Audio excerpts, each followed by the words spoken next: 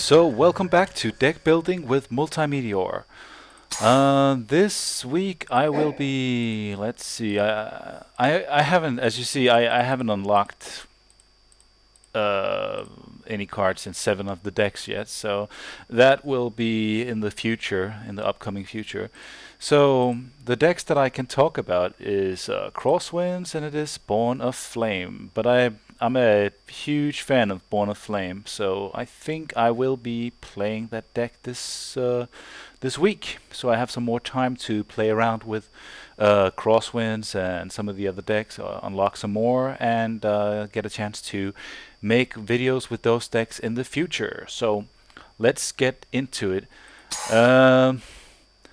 The last week's deck building videos with the Celestial Light deck turned out pretty long. I'll try to keep it far more concise, make it faster, or not as long at least. So yeah, first I'll show you quickly which cards that I don't use in the deck and tell you a little bit about why. You can see my curve is it's steep in the beginning, and then from 4 mana and on, there are actually not a lot of card drops from there and then on. Blaze, you could definitely make the case that this card should be in the deck, but I might end up putting it back in, but I don't seem to have enough room for it, and I already have the Red Sun Zenith. Yeah, Dragon Hatchling. A 0/1 for 2. It does have the flying and it does have the +1/+0 fire breathing effect that a lot of the dragons do have. But I'm not impressed with this card. So yeah, and plus I want to keep it very light on creatures, very light on creatures. Pirate Charger the same. It's almost too expensive, and then again, this is a thing like back when I played Paper Magic back in the 90s, it would be a quite decent card because the fire breathing effect would be the extra mana. But nowadays, you just have so many good cards that you don't really want to go for any kind of card that costs too much and is too slow, and especially not in this deck where you don't have any effects except for just boosting or buffing your power and get in there for damage. But this is not what I'm trying to accomplish with this deck. I can definitely see if you focus on haste that this card might make it into the build, but yeah, not this one or not in this build. Reign of Embers is a card that has been hated on since the beginning of, or since Wizards released Magic 2013 on the 3 platforms. I can see why, and I ended up taking it out simply because it's a sorcery. If it was an instant, I might consider running it just for tricks, and just because you can. For example, if you have a searing spear, you can do 3 points of damage to a creature, and if it's a 4/4, you just finish the job with the Rain of Embers. But it's not really a great card at all, so yeah, don't want to include it. Swiftfoot Boots was kind of important to the Benighted deck, but it's kind of redundant to the Born of Flames deck. Hexproof and Haste is pretty good if you're running the Haste kind of build, but I don't think that this deck is all that good as a haste when you focus on haste. Its strength is definitely the burn, but somebody might be able to prove me wrong. Torch Fiend is well, it's a really bad card. Let's face it. If it could remove enchantments as well, then it might be good for the format. But there's not a lot of artifacts, and I can't remember if I run 1 or 0 of them. But if I do run 1, it is solely to take out a Panoptic Mirror and effects like that or artifacts like that. It is not that good, and you don't have an artifact deck in this format, so it is like put it in your sideboard. Chant of Spitfire. Yeah, it can be decent enough, but I'm focusing on direct damage. I'm not focusing on creature damage or combat damage. Fiery Hellhound is actually pretty baller. I don't know why it is. I don't know why it is better than the weenies like the hatchling and the pyre charger. Probably because it's a 2/2. So when you drop it, it's a 2/2, and you get +1/+0. That means that it's not as ineffective in the in when you have no mana on the board. It's actually it does well for itself against a lot of creatures, but it's just slightly better. Prodigal Pyromancer. I wouldn't run this guy except if I have a lot of them. It's a great guy, but in this deck it's awful because it's too slow and it's very easy to get rid of. And as I've said in previous week in the Celestial Light deck building guide, there's really not a lot of traction for 1/1s because the weenie decks like the goblins and peacekeepers get off the ground pretty fast, and you have a lot of buff spells and enchantments and cross buffing creatures and so on that makes your guys bigger, and then suddenly Pyromancer is only going to ding you for one each turn to the face until you have to sacrifice him because you don't have you instead of putting in a direct damage spell, you put in a Prodigal Pyromancer, which is only going to serve as a chump blocker eventually. So I don't want him. He doesn't fit the format. If I had several of them, then I would definitely run them because they're definitely good. But one thing that is crucial to mention is that I run the I think they're called flame waves. No, not flame wave. Hold on. What did I just do? Let me find it really quick. Here we go. Flame Break. There we go. And Flame Break wipes the board on my side as well with the Landwalker. So I don't really want too many creatures on the ground at all. Sulfuric Vortex. I had actually run this card until until I unlocked the very last card, something to that effect, because I really like it. It puts both you and your opponent on the clock, but the most important thing is that this gives you more motivation to start just burning his face instead of trying to burn his creatures, unless of course he has a really powerful side. But it gives you pretty much 10 turns to live if both of you have 20 life, and it's really easy to speed it up just by doing direct damage to the face.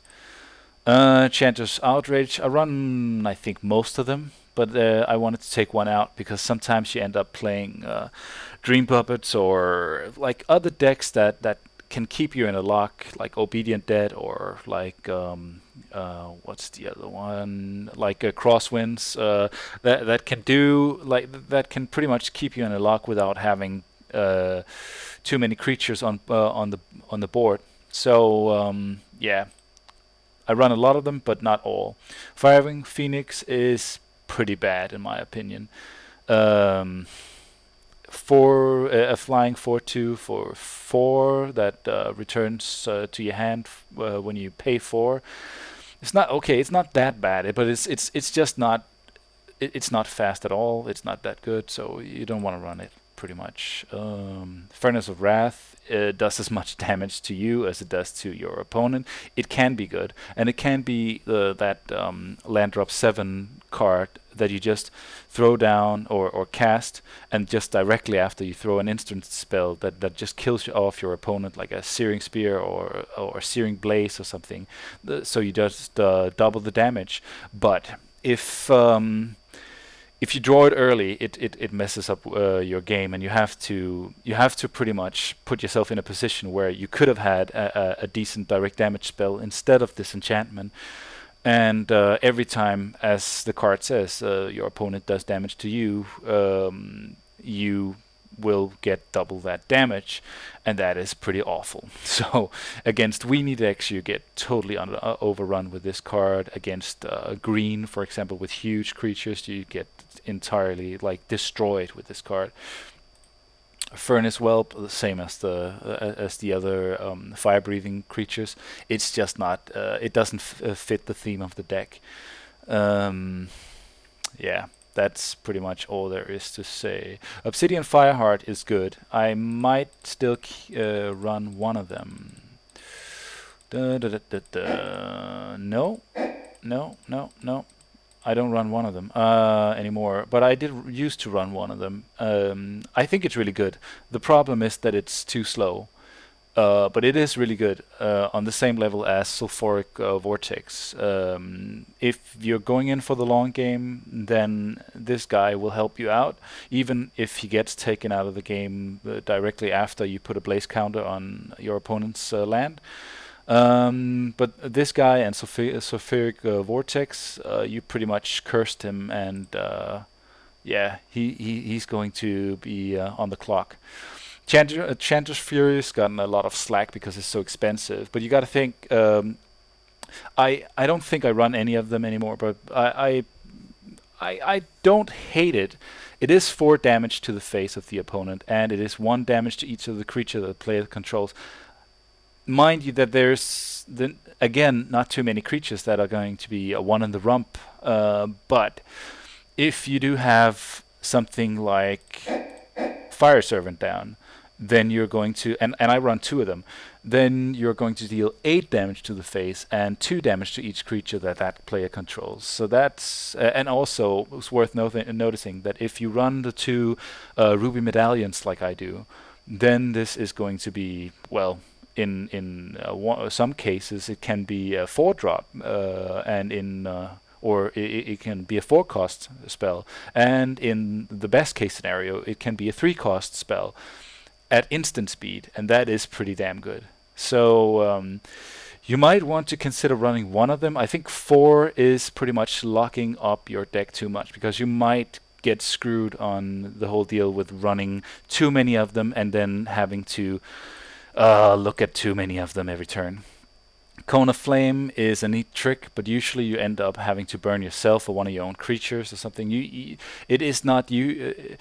You definitely get those times where you can do damage to one of his creatures or 2 of his creatures, and then a damage to his face. But sometimes this is all you're stuck with. It's a sorcery. It costs 5, and it's 6 damage all in all, but it's really not amazing. I don't run it.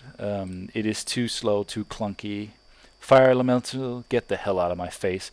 5/4 for 5 with no tricks. I don't like them. I used to be really impressed with them when I was a kid, and all the other elementals, because they're sort of big guys, big creatures, but it's really not that good. Magma Phoenix, I run 1. I don't run both. It's a nice trick. Sometimes you can sack it yourself to wipe the board, and it comes back from the graveyard.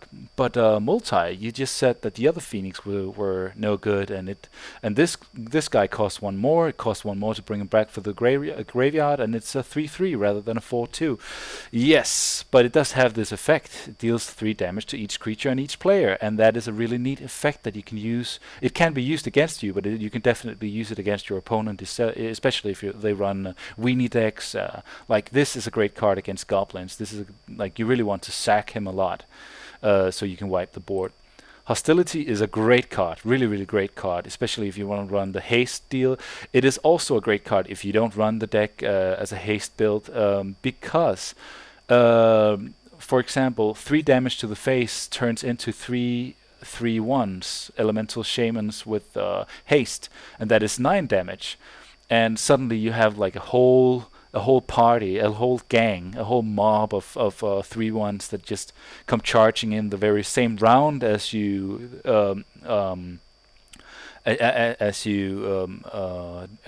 do direct damage to your opponent's face. But there are 2 things about it. Like, it's a 6-drop, and it hinders you from doing direct damage So it might be able to screw you in some way. You might have it is kind of like taking another step, like making it two steps rather than one step to do damage to your opponent, and that can screw you in the end. But it's a really, really incredible card, all in all. So it's a matter of preference, I would say, whether you want to run it or not. But I don't run any of them. Skark and Firebird is on the paper pretty amazing, but in real life it's probably not. It is a 6-drop, and the time where you get to, like, you might be able to get in for some damage before, so you can activate the Bloodthirst and make it a 6/6. But since I'm not really running a creature-heavy deck, the chance that I'm going to get in for a little bit of damage with my creature first, or with spells when you think about it as a 6-drop, is pretty minimal. So yeah, I don't run it at all. Maybe you could do some kind of build where it makes sense, but it certainly doesn't in my build. I could only see like one situation where it would be fortuitous to draw this card in the build that I'm running now, is if I had one or two ruby medallions down and it's a 4-drop, and I had the mana to actually cast a Searing Spear or something beforehand, and then I get a 6/6. But then I have a 6/6 creature rather than direct damage, and that, well, it has its advantages, but it also has its flaws.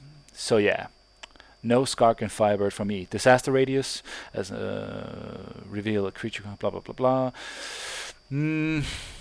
It's too expensive. That's all I'm going to say. It's a neat trick, but it's too expensive. Dragon Mage is too tricksy.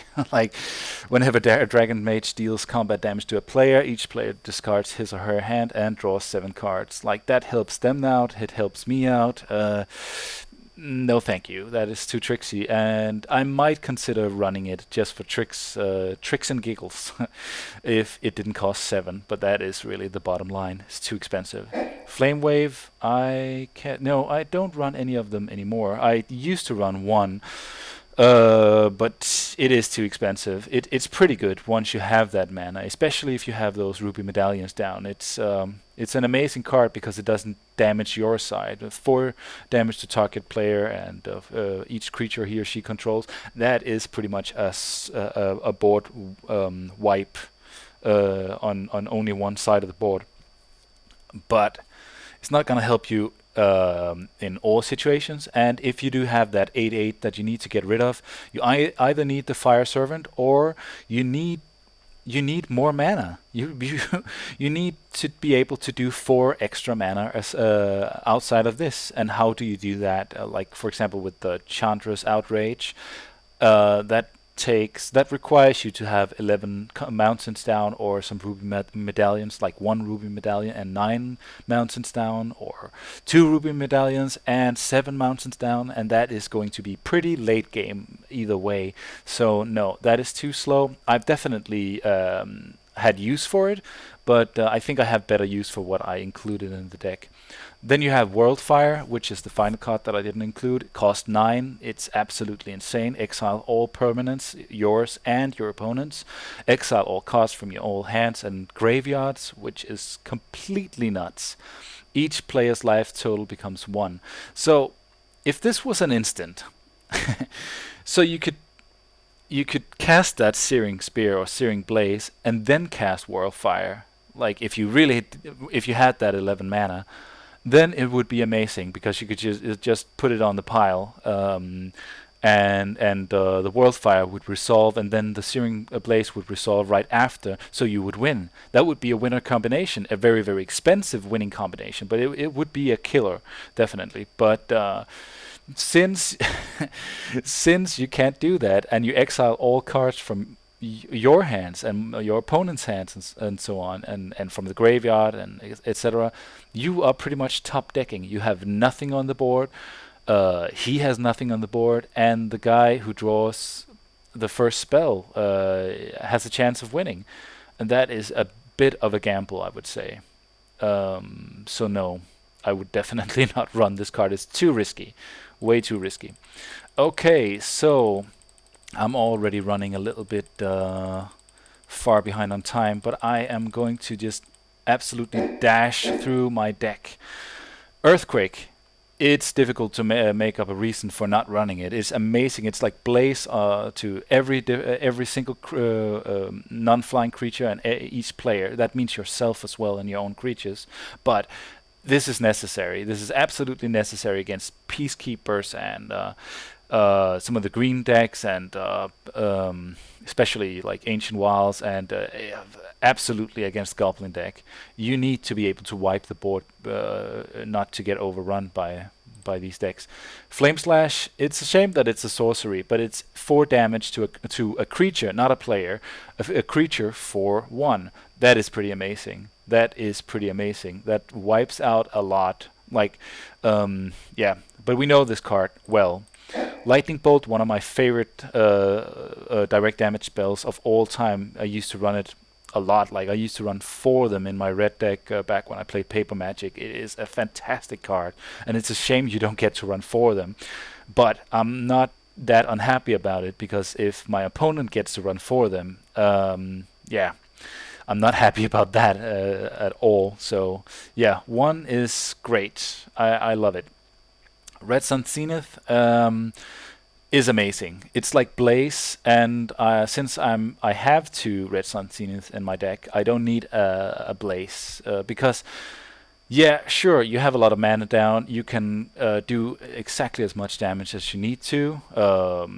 Well, to the extent that you have the mana for it, but it's also gonna tap you out. Whereas a card like Searing Blaze or a card like Lightning Bolt is gonna give you mana left over. Like, you do 3 damage with this card, it's gonna cost you 4. If you do 3 damage with Searing Blaze or with Lightning Bolt or Searing Spear, it's gonna leave you with only gonna cost you 1 or 2 mana. So don't want to run too many of these red X spells. But it is definitely amazing also, because if it kills a creature, it exiles it.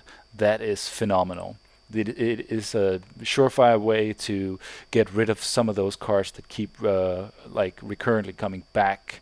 Some for example, if you play the Mirror and you're playing guys with Phoenixes, or yeah, so on and so forth. Ruby Medallion, amazing. There's not much else to say. Red spells, you only have red spells in this deck pretty much, except for the medallions, and it costs it makes your red spells cheaper. So it's just gonna help you out, especially because in this deck, especially because you want to be able to cast several spells a turn for tricks and so on. So it makes everything cheaper. It makes two costs. If it's not 2 red, it's a red and a colorless, then it makes it a 1 cost.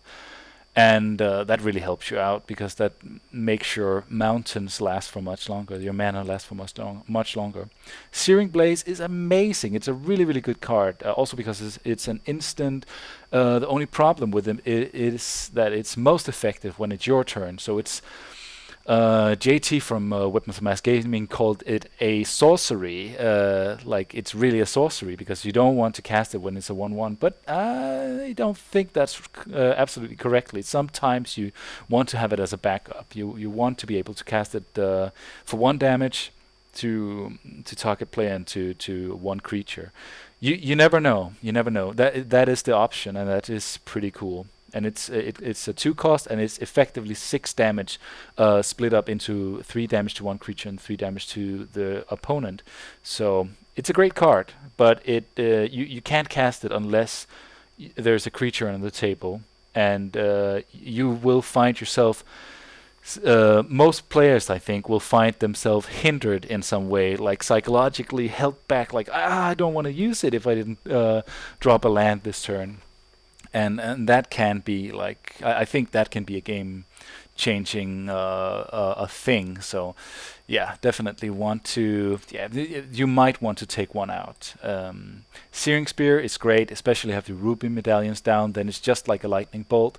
Then it's 3 damage for 1. Without the Ruby Medallions, it is a 3 damage to either a creature or player for 2, which is also pretty good. I run all 4 of them. I just want to give as much direct damage as possible. Here are some of the only creatures I run. Chandra's Phoenix, I run all of them because it's amazing. I want them to be able to come back without me paying for it. So this is almost the only Phoenix that I run. Then we have the Flame Break. Like I said before, it's 3 damage to each creature without flying and each player. Creatures dealt damage this turn cannot be regenerated. That is also pretty awesome, and it wipes the board of weenies. It is absolutely amazing against goblins, and some of the star creatures that are become bigger. The more creatures are on board, like Reckless One or something like that, they will get destroyed by this card. Even though it might be a 9/9 or something when you cast this spell, usually you will take out so many creatures that it affects even the Reckless One, or Geist-Honored Monk or something like that. Flames of the Bloodhand is a great card as well. It costs 3, it's an instant, it deals 4 damage to a player, not a creature. It might seem a little bit expensive, and compared to Flame Slash, which is a 1 cost 4 damage to a creature, you might say, why 2 more? Why should I pay 2 more? Well, first of all, it's an instant. Second of all, this effect. The damage can't be prevented. If that player would gain life this turn, that player gains no life instead. This card wrecks Celestial Light, and it wrecks. It sometimes wrecks the Obedient Dead deck, and there are a few others that are not too happy when the Flames of the Bloodhand is cast. So a great card. I run all 3. Oh, then we have Flames of Firebrand. It's a sorcery, and you deal 3 damage. You can divide it amongst creatures or players with up to 3 targets. It is pretty good. It gives you some flexibility, but the fact that it's a sorcery makes it not amazing, but just good enough to run. And I run 2 of them. I think that might be all that you have at your disposal. Chain Reaction is a really annoying card to draw against decks that are not creature heavy, but it is absolutely amazing as a board wipe, and it becomes a board wipe really fast when you run it against creature heavy decks. So you definitely want to run this card. If you're sideboarding and you're playing against heavy creature decks, on the other hand, then you might not want to run it.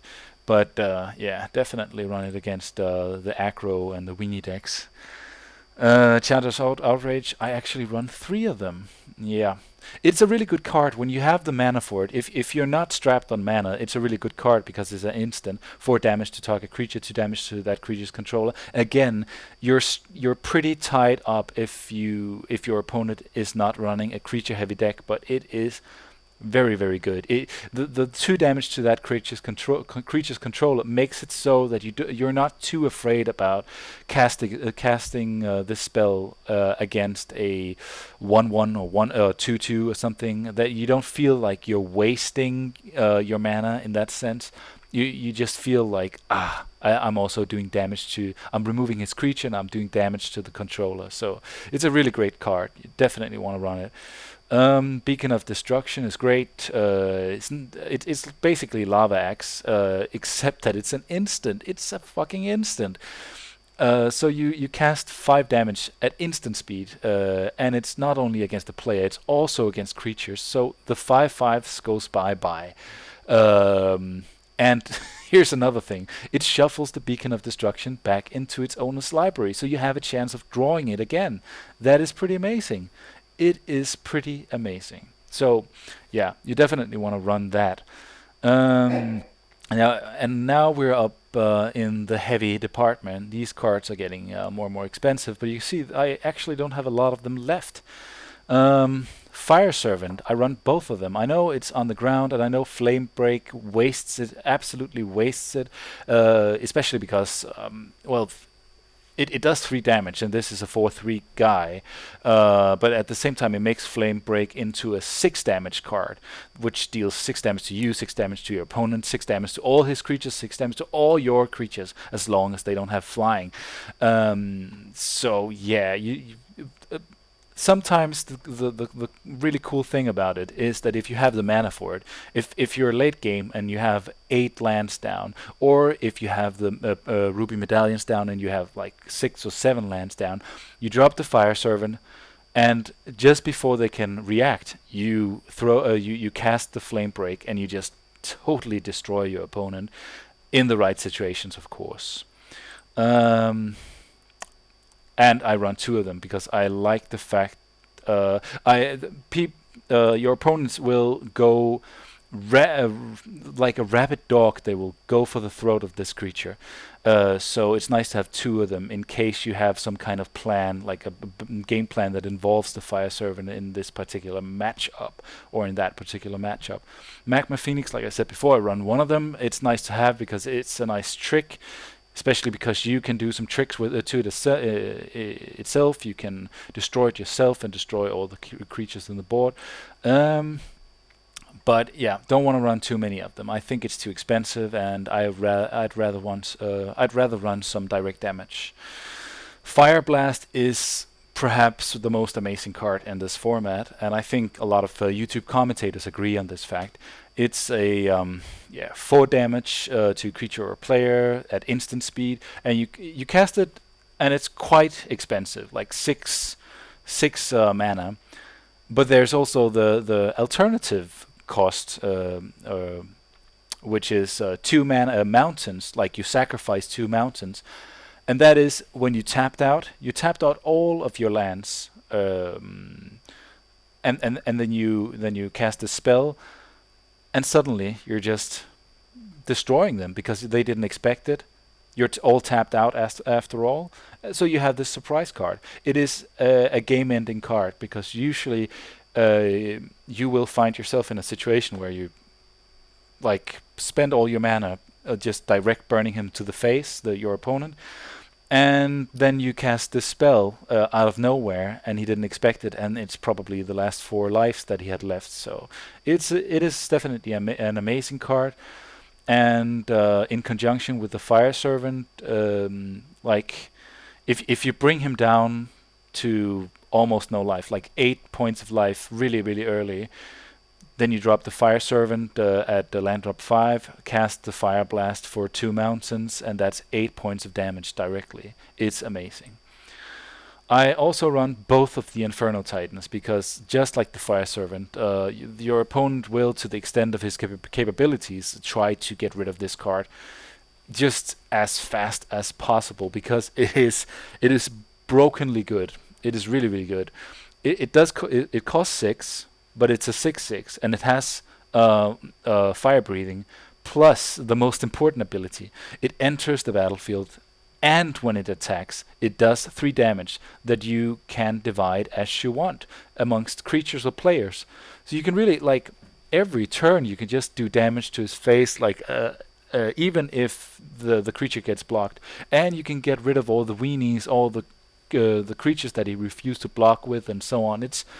It's amazing, and then you can focus your burn spells on his face and so on. And when he has no more spells, then you just get in, do a lot of damage with the fire breathing, and even if you don't get in with the damage, like if you get blocked, you still get in with the 3 damage that you get to throw at his face.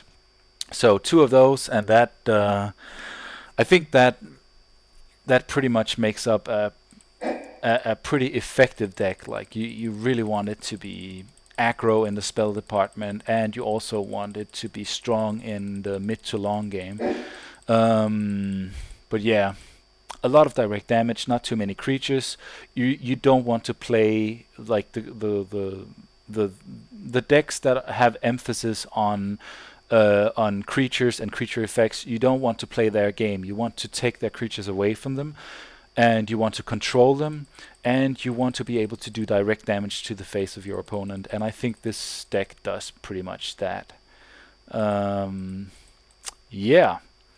and the only creatures you want to run are creatures that does some that really do something for or complements the theme of your deck, like with the burn direct damage theme, and Chandra's Phoenix, which is a pain in the ass for your opponent because you can use it as chop blocker and keep coming back as long as you keep throwing fire or burn spells in their faces. So yeah, so again, a pretty long video, but not as long as the last time, and I hope you enjoyed watching it. Next video will be me trying out the deck and see how it works, if I can get some online wins with it. So thanks for watching, and this has been Multeyemeteor doing the deck building with Born of Flame.